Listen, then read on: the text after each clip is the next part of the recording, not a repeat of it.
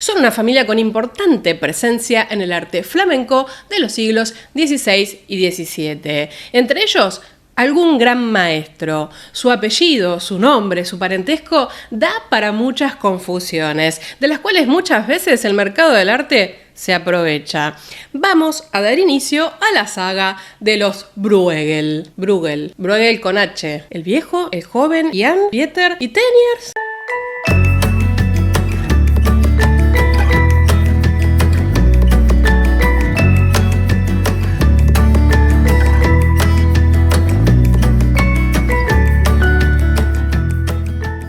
Les doy la bienvenida un viernes más al primer capítulo de 3 que van a estar destinados a los artistas más destacados de la familia Bruegel. Cuando digo más destacado de la familia Bruegel es porque hay bastantes, no crean que son solo los que yo voy a mencionar. ¿Qué es lo que propongo? 3 entradas muy distintas, en donde vamos a veces ver aspectos biográficos, depende de lo que sea más predominante en cada autor, ir recorriendo sus obras, y a veces vamos a hacer entradas analíticas por ejemplo, los géneros o por lo que estaba pasando en el contexto social. Es decir, para nada estos 3 videos se van a replicar en su estructura. Se los adelanto como para que sepan que me he estado esforzando para que sean entretenidos cada uno de ellos. Entonces empecemos con toda esta historia y la parte más de árbol genealógico. Nuestro recorrido nos va a llevar a hablar en primera instancia de Pieter Bruegel el Viejo, el fundador, el patriarca de toda esta familia. Luego vamos a hablar de sus 2 hijos en un próximo capítulo, de Pieter Bruegel el Joven y de Jan Bruegel el Viejo. Y en un tercer capítulo vamos a hablar de Jan Bruegel el Joven, de Abraham Bruegel, y quizás nos dé el tiempo para meter alguna cosita de Teniers que un poco está adosado también a esta familia. Primer tema, aclaración sobre el apellido, con 2 problemas: cómo se escribe, cómo se pronuncia, etcétera, etcétera. Yo lo que trato de hacer cuando presento a cada uno de estos autores es respetar cómo él firmaba. Por ejemplo, Pieter Bruegel el Viejo, que es el primero del que vamos a hablar hoy, él firmaba sin la H. ¿Por qué era esto? Bueno, se cree que era por una cuestión de moda. En ese momento se buscaba más asimilarse a los pintores italianos, a los pintores romanos, esta moda de pintor romano. Entonces decidió sacarse la H del apellido para que no pareciera tan alemán, tan del norte. Y empezó a firmar así. Algo que sus sucesores no harán, incorporarán la H. Entonces vamos a ir respetando cómo cada uno se identificaba. A su vez, se suman fuentes que como siempre no, que a veces son confusas, en donde encontramos escrito Bruegel, Bruegel, Bruegel con H, Breugel, Bruegels y alguna otra varieté que muy probablemente se me escapó. Ahora sí, presentado este árbol genealógico, sorteado el problema del apellido, vamos a hablar de un grandísimo maestro flamenco que fue Pieter Bruegel el Viejo. Pieter Bruegel el Viejo fue pintor y también fue grabador. Él incursiona inicialmente a través del grabados de obras del Bosco. Ya vamos a ir recuperando toda esta historia.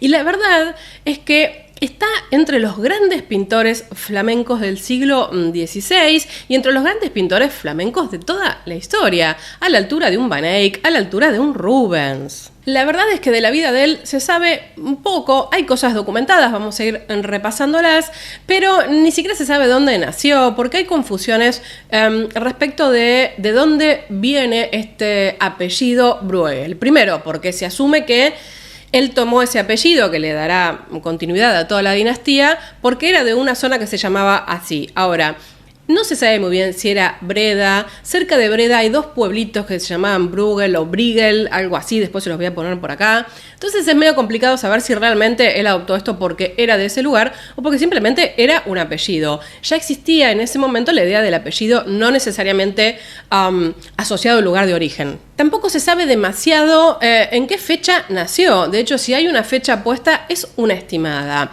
Estimada en base al año de su muerte, que sí se conoce, y que cuando se lo menciona, se dice que era un hombre joven, que estaba en la plenitud de su vida todavía. Esta plenitud de su vida se da más o menos entre los 35, los 40 y pico de años, es decir que más o menos ese es el rango que se maneja para contar cuándo había nacido. Por otro lado, sí hay un registro muy importante que es cuando él se registra en el gremio de San Lucas, en el gremio de los pintores, que es en el año 1551, con lo cual se entiende que ya estaba formado y eso sucedía habitualmente entre los 21 y los 25 años. Con toda esta melange de fechas se trata de poner un año de nacimiento a nuestro querido Pieter Bruegel el Viejo. Y acá, para hablar de la biografía de este pintor y también de sus hijos, se apela muchísimo a quien fuera una suerte de Giorgio Vasari, pero del norte, o de Palomino, sería en España, por ejemplo, que es Van Mander. Él, hacia 1600 y monedas, publica una serie de libros y en las que incluye biografías de los principales pintores de la zona y habla de Pieter Bruegel el Viejo. Por ejemplo, cuenta, según él, que fue aprendiz de Pieter Coek van Aels, que era un artista muy destacado en ese momento, y con la hija de quien se casará Pieter Bruegel el Viejo más adelante. En función de tener un maestro como este y también de lo que se conoce de su vida, bueno, se cree que Pieter Bruegel el Viejo fue un artista un tipo muy formado, muy intelectual, ¿no? Frecuentaba ciertos círculos intelectuales y parece que era un tipo muy culto. Esto un poco para desmitificar que en algún momento durante el siglo XVII, y se creyó luego a partir de eso, que era un tipo medio que se dedicaba a la pintura cómica y nada más, era como un tipo tosco, y la verdad que parece que nada que ver. Cosas muy similares se han dicho del Bosco también, ¿no? Un día tenemos que dedicar también una buena entrada al Bosco. Y tal es así que como pintor y como parte de su formación hace lo que hacen casi todos los artistas por este momento, que es viajar a Italia. Pasó primero por Francia, llega a Italia, se instala en Roma y no estuvo ahí con cualquier personaje, estuvo con el miniaturista Giulio Clovio. Es como lo más grosso de lo grosso de la miniatura en ese momento. Lo que se cuenta de esta etapa tiene mucho que ver con el disfrute de Pieter Bruegel el Viejo del viaje. El hecho de cruzar los Alpes y demás para él fue un contacto con la idea del paisaje, fuertemente con la idea del paisaje. Hizo muchos dibujos y de esta etapa uno ya puede empezar a ver el interés de Pieter Bruegel por el paisaje y cómo construye la atmósfera, la mirada, la perspectiva muy típica de él. De hecho, en este canal hemos hablado de la caída de Ícaro, que se los voy a dejar por acá linkeados y se los recomiendo mucho como para tratar de entender esta etapa de Bruegel, el Viejo. Y también, por ejemplo, veamos este combate naval en el puerto de Nápoles. Esa perspectiva aérea, caballera, ¿no? Vista desde arriba, que nos permite entrar a todo el paisaje. La riqueza de los colores es maravillosa. Y también lo que uno puede apreciar es el detallismo. Claro, estaba en contacto con un miniaturista, ¿no? A partir de 1555 ya él se lo ubica en Amberes, que es donde se instala un tiempo, y trabaja esencialmente en el grabado. Y acá recupera fuertemente la influencia del Bosco, que era la moda, era lo que dominaba el estilo del Bosco. Y de hecho uno ve esto en los cuadros de producción propia de este momento de Bruegel. Miren ustedes, por ejemplo, El Triunfo de la Muerte, muy al estilo bosquiano, Odule Griet, ¿no? Esos rojos, esos casi fuegos, esos animales fantásticos, esa mezcla de monstruos que hacía el Bosco de manera tan creativa y que un poco Pieter Bruegel el Viejo en este momento recupera. Y en relación con estos cuadros es justamente Van Mander que cuenta algunas cosas sobre la personalidad de Bruegel y dice lo siguiente: era un hombre tranquilo, sabio y discreto, pero en compañía era divertido y le gustaba asustar a la gente o a sus aprendices con historias de fantasmas y cientos de otras diabluras. Y es bastante fácil, ¿no?, machear esta idea con los cuadros que acabamos de ver. Lo cierto es que hacia 1562 él se traslada a Bruselas para casarse con la hija de quien había sido su maestro, que ya había muerto. La historia cuenta que la viuda en realidad lo llamó y le dijo: che, venite para acá, venite a Bruselas, y bueno, se terminaron ahí casando. En este momento él empieza a realizar una serie de obras que tienen mucho que ver, con la impronta Bosco en términos de temática, de esa temática moralizante, ¿no? De esa cierta crítica a la sociedad. Pero ya empieza un camino de estilo diferente. Por ejemplo, cuando uno ve esta construcción de la Torre de Babel, que para mí esta versión que está en el Museo de Viena es la que me parece más atractiva. Hay muchas copias y otras interpretaciones que hizo Bruegel también. Y en 1564 nace su primer hijo, que se llama Pieter Bruegel, porque nos encanta hacer lío con los nombres. Entonces, desde ahí se empieza a mencionar a Pieter Bruegel el Viejo, de quien venimos hablando, es decir, el fundador de la dinastía, y su hijo primogénito se llamará Pieter Bruegel el Joven, que tiene otro apodo, pero esto se lo voy a contar cuando le toque el momento a él. No le vamos a robar nada a Pieter Bruegel el Viejo, que también tiene otro apodo del que vamos a hablar ahora. A partir de esta fecha se marca como un cambio en la obra de Bruegel, y la verdad es que no se sabe qué es lo que pasa, si es el nacimiento del niño, la vida de casado, que no creo, si es lo que estaba pasando en el contexto político y social.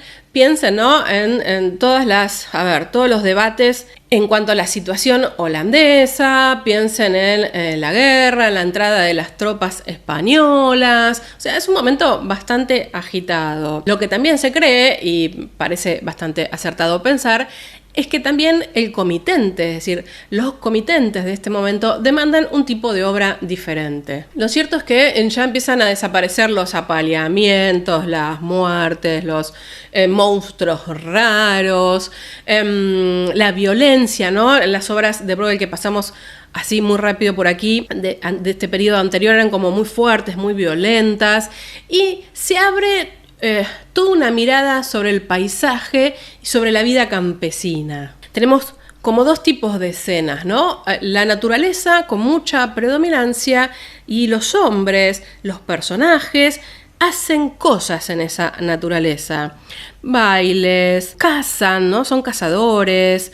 Se ejemplifican las actividades de acuerdo al momento del año. Son obras con un carácter muy realista, es decir, hay una naturaleza, por supuesto, que es la que predomina y la que domina este momento, pero también está la actividad del hombre, la actividad de la gente común, como decíamos, bailes, fiestas, y cómo también esto está determinado por el entorno natural. Ustedes saben que en este momento se vivió como una mini era de hielo, que está altamente documentada. Entre el siglo XV y el XIX, en Europa hubo inviernos muy, muy crudos, y esto se ve bastante reflejado en las obras de Bruegel. De hecho, Cazadores en la nieve, que es una obra también magnífica, nos presenta esto, y nos presenta la actividad, ¿no? Vemos los cazadores que vienen, pero también de fondo vemos el pueblo y la gente haciendo cosas, patinando, por ejemplo, jugando. Noten el nivel de detalle desde lo más lejano a lo más cercano. No se pierde nada. Es para verlo con lupa, diría. O incluso uno también lo puede ver, por ejemplo, en el censo de Belén, que es una escena religiosa, pero que está llevada al ámbito de lo cotidiano y a esos tremendos fríos que se estaban viviendo. Estamos claramente en un paraje nórdico, está anclado en su tiempo en cuanto a la vestimenta, en cuanto a las actividades, y en el medio del barullo de todas estas pequeñas escenas donde suceden muchas cosas, porque cada grupito está haciendo algo, bueno, aparece María, José, que van a, por supuesto, registrarse. Su segundo hijo se llamará Jan Bruegel. De ahora es más conocido como Jan Bruegel el Viejo, porque por supuesto tuvo otro hijo y poco creativamente le puso Jan Bruegel, que será el joven. Por supuesto, Jan Bruegel el Viejo también será conocido de otra manera, que vendrá en el próximo capítulo. Durante este momento perduran en Bruegel, en Pieter Bruegel el Viejo, todas estas, enseñanzas morales. Aparece un poco más fuerte la crítica social, con un trabajo muy interesante de ironía. Es en este momento que él, por ejemplo, pinta la parábola de los ciegos, que para mí, voy a decirlo, creo que es, no sé si no es la mejor obra de Bruegel, pero es una de las que más me gusta. Por cierto, quizás lo dije tarde, pero se los voy a proponer. Déjenme en los comentarios de todas las obras que vamos pasando, de cuál les gustaría que hagamos una entrada puntual para en algún momento, por supuesto, ir haciéndolas. Y si ponen la parábola de los ciegos, voy a estar muy contenta. Y creo que también esto un poco se da acompañado de cómo él observaba la sociedad.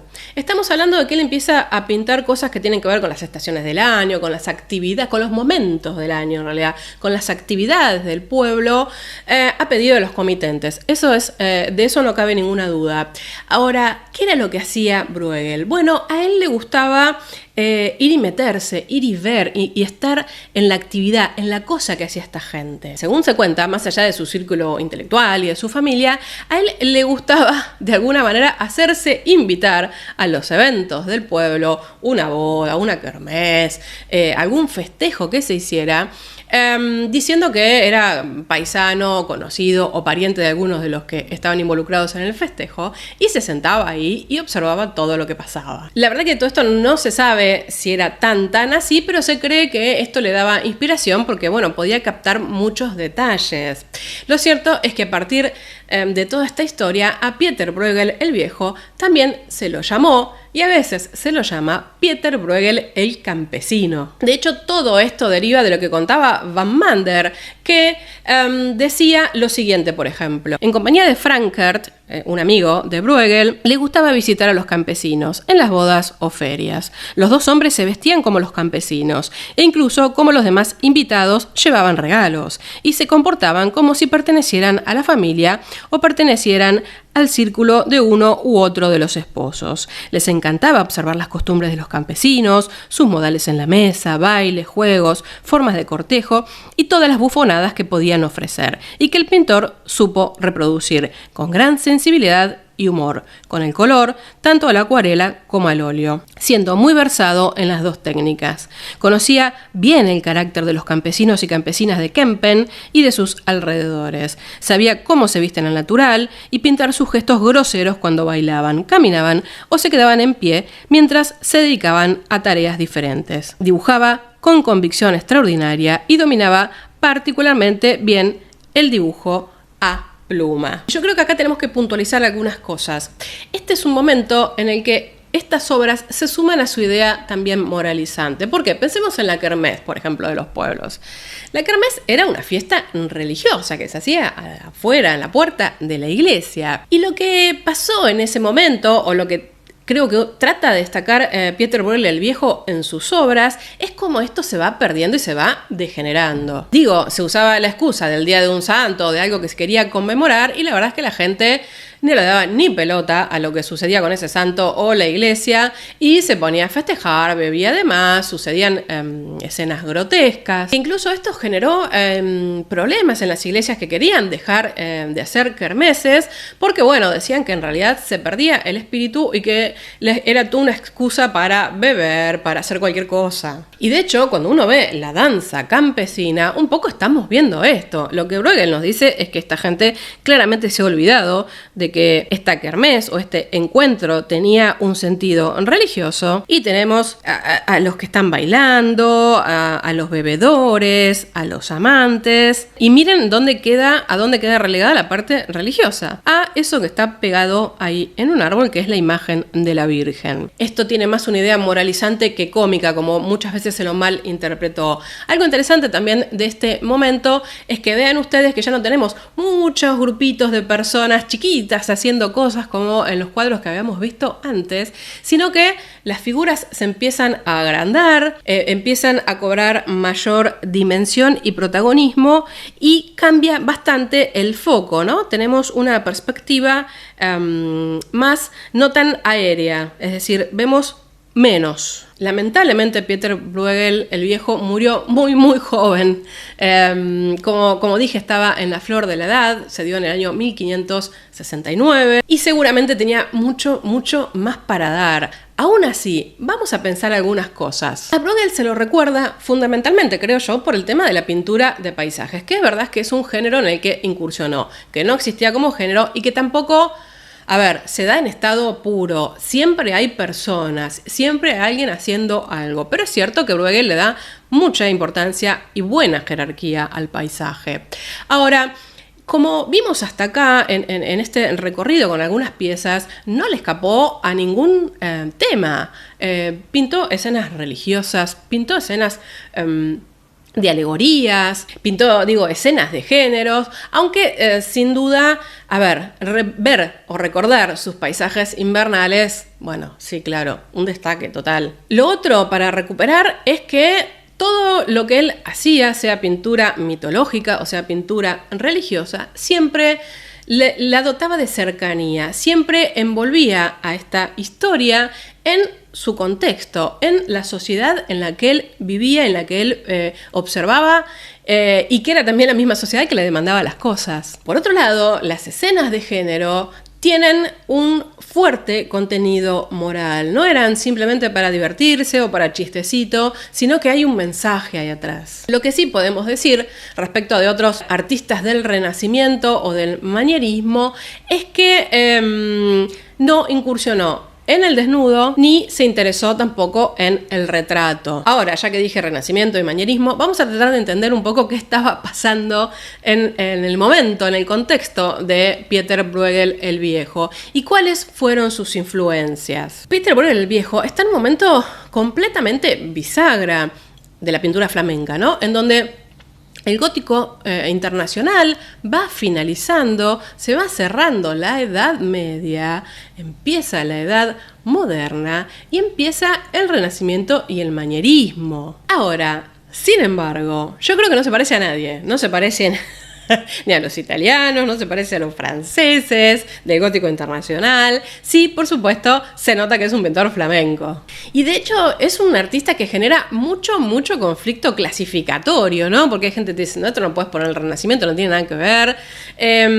Hizo como un camino completamente aparte, le dio mucha jerarquía a géneros menores, de poca importancia, como por ejemplo las escenas de campesinos, cosas cotidianas que no tenían mayor importancia, al menos en el ámbito del arte. Es difícil de clasificar.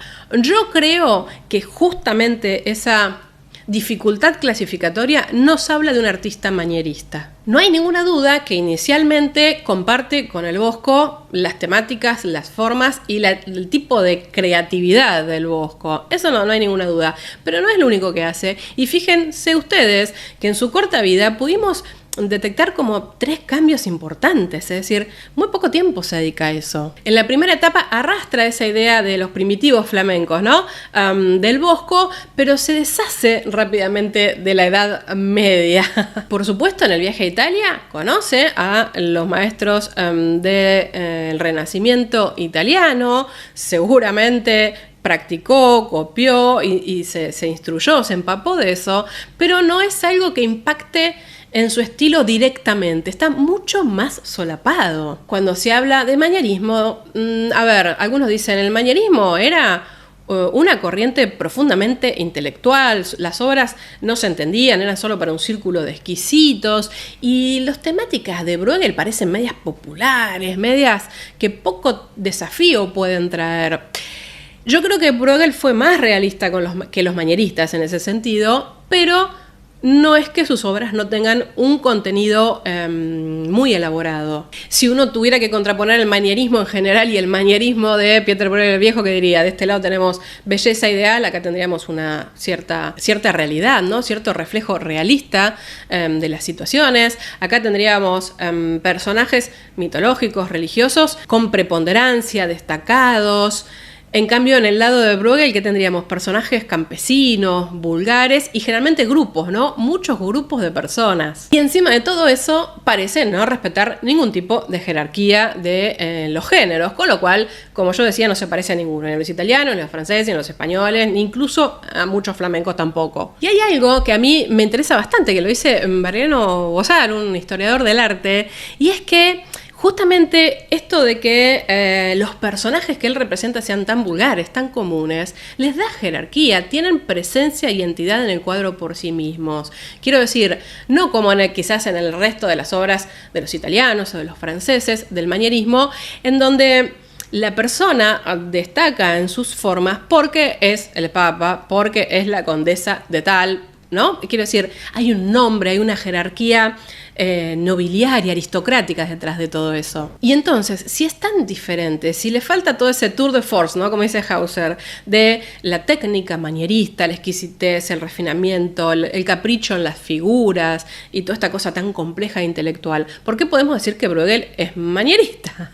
¿Y qué es el manierismo entonces? Creo que lo que se puede decir, y en esto sigo también a Hauser, es que la mirada de Pieter Bruegel el Viejo del mundo está tan rota, está tan compleja y está tan, está tan desencajada intelectualmente y moralmente, al igual que el resto de los manieristas. Pieter Bruegel el Viejo tiene una mirada muy crítica de la sociedad y está tan desencantado del mundo como lo estaban los manieristas después del saqueo de Roma, por decir algo. Y acá hay que decir algo importante, y es que Pieter Bruegel el Viejo no es un pintor ingenuo en absoluto. Las escenas estas de campesinos y demás, ¿para quién las hace? Claramente un campesino no le iba a pedir un cuadro, ni siquiera tenían para comer, no le iban a poder pagar un cuadro a Bruegel, ¿no? Está claro que lo pide un círculo intelectual. ¿Y por qué lo pide un círculo intelectual? Bueno, primero porque hay una mirada bastante despectiva de los campesinos, ¿no? Y de toda la grosería y la miseria en la que vivían. Esto viene del gótico internacional, lo vimos cuando hablábamos de las muy ricas horas del duque de Berry, ¿no? Que se los voy a dejar por acá por si les interesa. A ver, hay una mirada muy irónica y muy despectiva sobre los campesinos. Lo que pinta Bruegel no es una mirada romántica de las labores campesinas. Él también tiene una mirada despectiva de los campesinos. Tiene una mirada intelectual de lo que está reflejando. Y lo está haciendo para un círculo muy exquisito. Quiero decir, está claro que desde este punto de vista Bruegel comparte con el resto del manierismo su mirada antipopular. Quizás ese cierto naturalismo, esa cierta gracia en representar a los personajes hace pensar que sea ingenuo o que sea risueño o que sea simpático o que tenga una mirada simpática sobre ese objeto a representar, pero no es así para nada. Y de hecho voy a citar lo siguiente de Hauser: la copia del personal modo de vida, la descripción del propio contorno social, lo buscan en el arte normalmente solo los estratos sociales de ideas y sentimientos conservadores, los elementos que están satisfechos de su puesto en la sociedad, es decir, mirar al otro y un poco reírse de su miseria. Y sigo. Una actitud sentimental respecto de una vida sencilla la mantienen, por regla general, solo gentes que están por encima de estas circunstancias. Esto es hoy así, y en el siglo XVI no era de otro modo. Entonces, acá tenemos que pensar, como lo he dicho más de una vez, en este renacimiento y manierismo que en realidad en los Países Bajos, que en el norte no fue un renacer de la antigüedad clásica, fue más bien una evolución, una continuidad del gótico internacional. Y perfectamente vemos ya en el gótico internacional la búsqueda de reflejar las estaciones del año, las actividades de los ricos y las actividades de los pobres, y esto es lo que luego esos mismos círculos le pedirán a Pieter Bruegel el Viejo. Creo que toda esta idea sentimental y romántica de la obra de Pieter Bruegel el Viejo es muy de nuestra época, es muy de nuestro momento, que miramos las obras con un sentido estético, ¿no? Somos hombres estéticos, sujetos estéticos, y no como los sujetos morales, que eran los que pedían este tipo de registro que tenía que ver más que nada con el grotesco. De hecho, cuando uno piensa, por ejemplo, en todo este periodo y en el manierismo, bueno, nadie se parece demasiado con nadie. Quizás en la parte más italiana uno puede ser un Tintoretto, un Veronés, pero piensen, por ejemplo, en el Greco y piensen en Bruegel. ¿Qué tienen en común? Es lo que cada uno subjetivó en este momento. En ese sentido, el manierismo creo que es casi como el único momento o bloque o periodo en la historia del arte en donde hay rasgos muy únicos y es muy particular para el momento del que estamos hablando, ¿no? Ahora, cuando uno se aproxima en general a la obra de Pieter Bruegel el Viejo, pasan algunas cosas, porque ustedes cuando busquen bibliografía o algo de este pintor van a decir, tenía una mirada cósmica, y uno dice, ¿de qué está hablando con mirada cósmica? Bueno, pensemos sobre todo en la etapa intermedia, en la primera en realidad y en la intermedia de Pieter Bruegel el Viejo, en donde hay tantas figuras, tantas cosas, ¿no? Como yo lo describí, tantos grupitos haciendo cosas. Cuando uno entra a ese cuadro, se va perdiendo, o se podría perder, mirando cada una de las partes por separado. Entonces, ¿dónde estaría el sentido del cuadro completo? Es ahí donde uno puede notar que, por ejemplo, usa la naturaleza, el entorno, para dar una armonía, para dar una idea global de toda la obra, y que uno no se quede solamente en la pequeña anécdota, sino que a través de eso pueda construir una idea completa. Incluso hay algo interesante, porque en estas 3-4 páginas que dedica Van Mander a Pieter Bruegel el Viejo salen muchas cosas, ¿no? Algunas se dicen que era mucha fantasía de Van Mander, pero lo cierto es que Van Mander dice, en el primer párrafo, cuando habla de Bruegel, que la naturaleza eligió a Pieter Bruegel para, el viejo, ¿no?, para que la pintara.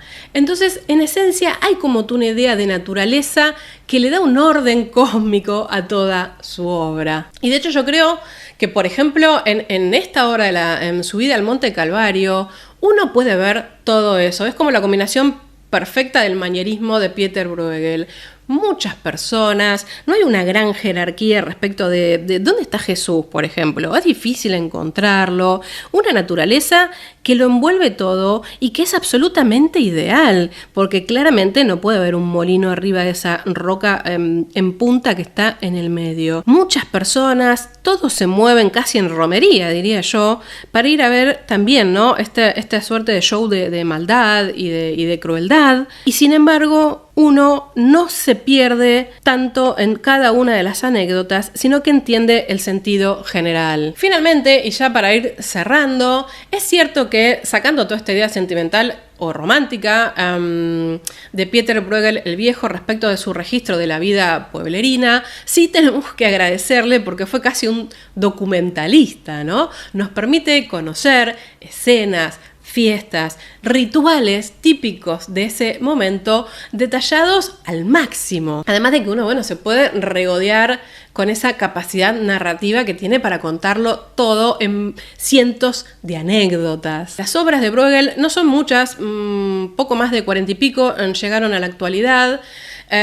Como dije, murió muy joven, con lo cual, por supuesto, su obra se cotizó muy bien y se empezaron a hacer de inmediato, a través de sus hijos, muchas copias. Había muchos círculos intelectuales que demandaban la obra de Bruegel, ya no había, incluso los hijos, que cuando ya entremos en la vida de ellos lo comentaremos, ¿no?, respondían que ya no tenían, que iban a empezar a hacer copias. Había mucha demanda, fue muy exitoso Bruegel el Viejo. Se dice que en su lecho de muerte, además, solicitó a su esposa que quemara o se deshiciera de muchos dibujos y documentos que quizás podían llegar a traerles problemas a la familia, por su mirada crítica, su mirada bastante ácida sobre la situación religiosa y sobre la situación de las guerras. Entonces, se ha perdido mucha documentación de él. Sus dos hijos, Pieter y Jan, se convirtieron los dos en artistas. Y cada uno de ellos siguió caminos muy distintos. Lo cierto es que prácticamente no tuvieron contacto con el padre. Uno tenía 5 años y el otro tenía 1 año cuando murió Pieter Bruegel el Viejo. Con lo cual, se imaginan que poco pudieron aprender de él. Lo único que heredaron fue el taller, por supuesto, y la parte genética. Ellos se terminarán formando inicialmente, según se cree, y cuenta también Van Mander, aunque no está fielmente documentado, la verdad es eso, que se formaron con su abuela, que era miniaturista. Pero eso va a ser tema del próximo capítulo. Hasta aquí entonces llegamos en esta primera entrada. Espero les haya resultado de interés. A medida que vayamos avanzando con el resto de la familia, vamos a tratar de poner algunos tips para poder identificar claramente quién es quién, porque créanme que es bastante interesante. Nos espera un nuevo capítulo con un recorrido bastante diferente y voy a quedar atenta a los comentarios que me dejen acá abajo para ver qué obras le parecieron atractivas por en algún momento, por supuesto, del año hacer otra entrada específica, porque créanme que de cada una de estas obras uno puede estar hablando buen rato. Entonces, me callo de una buena vez, me despido hasta la próxima semana, seguimos con los Bruegel. Adiós.